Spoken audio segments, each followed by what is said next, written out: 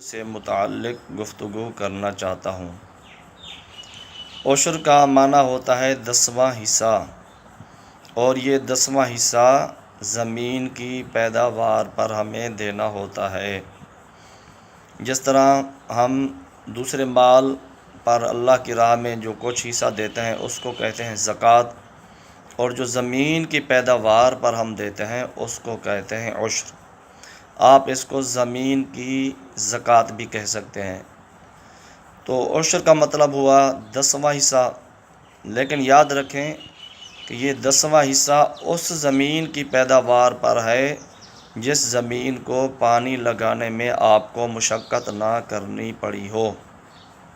جیسے بارش آ گئی، کوئی ایسی زمین جو بارش سے سیراب ہوتی ہے، اس میں لہٰذا جب بارش آ گئی تو آپ کو پانی لگانے کی مشقت نہیں کرنی پڑی، تو اس کا آپ 10واں حصہ عشر دیں گے۔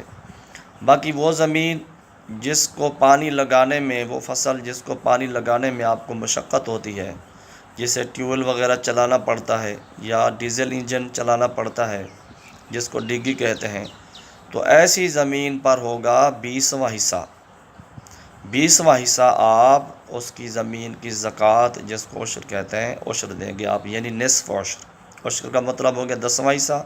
جب ایسی زمین ہوگی آپ جس پہ آپ پانی لگاتے ہیں اور آپ کو مشقت سے پانی لگانا پڑتا ہے، اس کا ہوتا ہے نصف عشر، یعنی 20واں حصہ۔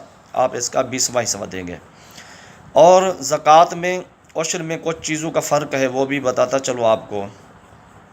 زکوٰۃ میں یہ ہوتا ہے کہ سال پورا گزر جاتا ہے، اس وقت زکوٰۃ آپ کے اوپر واجب ہوتی ہے، فرض ہوتی ہے۔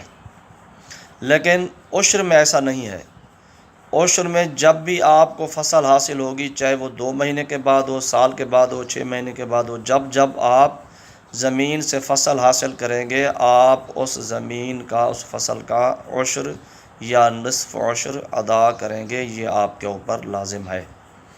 دوسرا فرق یہ ہے کہ زکوٰۃ میں قرض نکال کر زکوٰۃ دی جاتی ہے، قرض کو منہا کر کے کاٹ کے زکوٰۃ دی جاتی ہے، جبکہ عشر میں ایسا نہیں ہے کہ آپ جب عشر دینے لگیں تو قرض نکال لیں پھر عشر دیں، ایسا نہیں ہے۔ آپ اس سے عشر سے قرض نہیں نکال سکتے۔ عشر کی جو عشری زمین ہوگی اس کی پیداوار سے قرض وغیرہ نکال کے عشر نہیں دے سکتے، بلکہ جتنا بھی پیداوار ہوئی آپ کو اس سارے پر آپ کو عشر دینا پڑے گا۔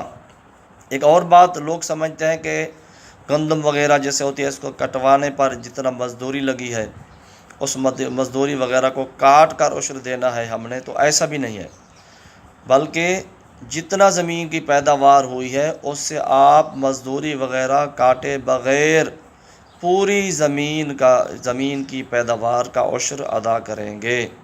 ایسا نہیں ہے کہ آپ اس سے پہلے مزدوری، تھریشر وغیرہ کا خرچہ نکال لیں پھر جو بچے اس کا عشر دیں یا نصف عشر دیں، ایسا نہیں ہے، بلکہ یہ سارے اخراجات نکالے بغیر جتنا بھی زمین کی پیداوار آپ کو حاصل ہوگی اس سب پر آپ کو عشر دینا پڑے گا۔